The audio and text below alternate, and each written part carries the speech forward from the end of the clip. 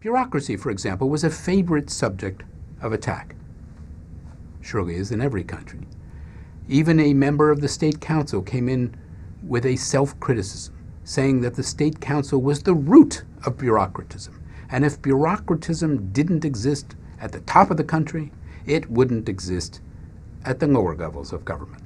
Quite consistently, the bureaucracy, the party cadres, were attacked as a new privileged class.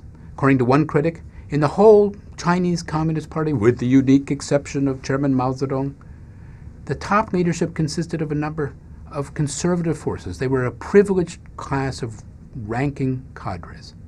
The middle-ranking cadres were outwardly submissive but inwardly rebellious, and they were local emperors lording it over the people.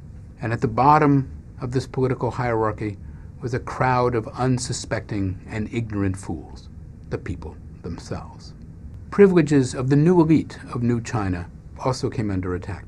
Quote, doctors seldom have time to engage in research work, doctors complained, because their main duty was to attend to senior cadres and their health. The highly controlled press under the CCP as an organ of public opinion was singled out for vociferous criticism even by some of its own working journalists. Journalists were said to be, quote, incapable of thinking independently.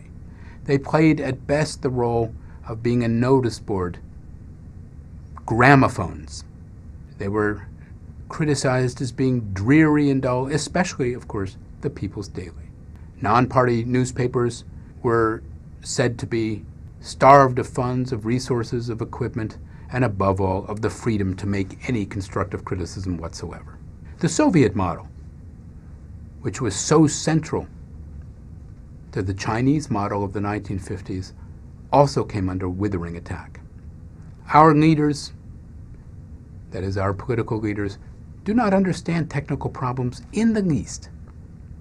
And many of them refuse to approve plans when these plans don't conform with Soviet standards.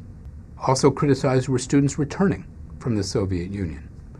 As one writer put it, the stock of a returned student from Russia rises sky high on his return. He gets a cushy job. He enjoys all kinds of privileges, including meals at special messes and so on, without having to prove his worthiness. And quite frankly, with much of this kind of criticism, Mao Zedong almost surely would have had little objection. Why is that? Why do you think Mao would like to see this level of criticism of his own regime? But as the campaign continued, he came to see that in addition to the blooming of these fragrant flowers of contention, there also sprouted up a number of poisonous weeds.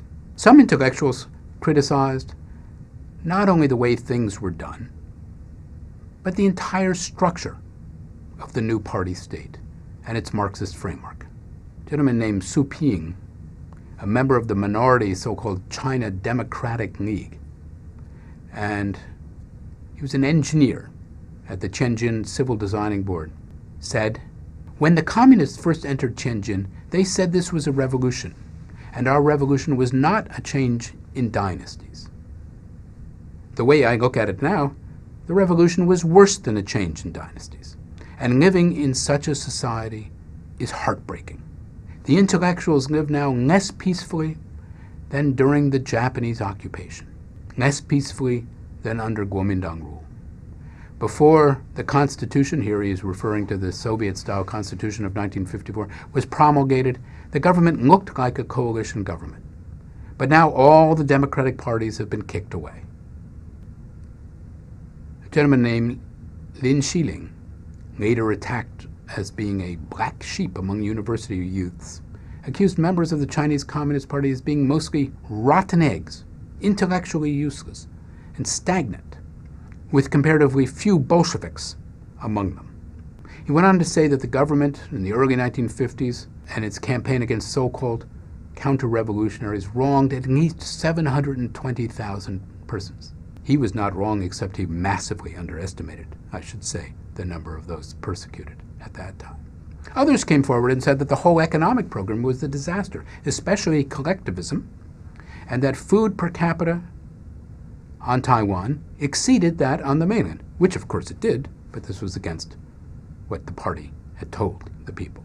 One senior official, who was a director of a major office overseeing agriculture and aquaculture, openly called for what he phrased as, quote, letting the masses see the colors of the bowels of the Chinese Communist Party.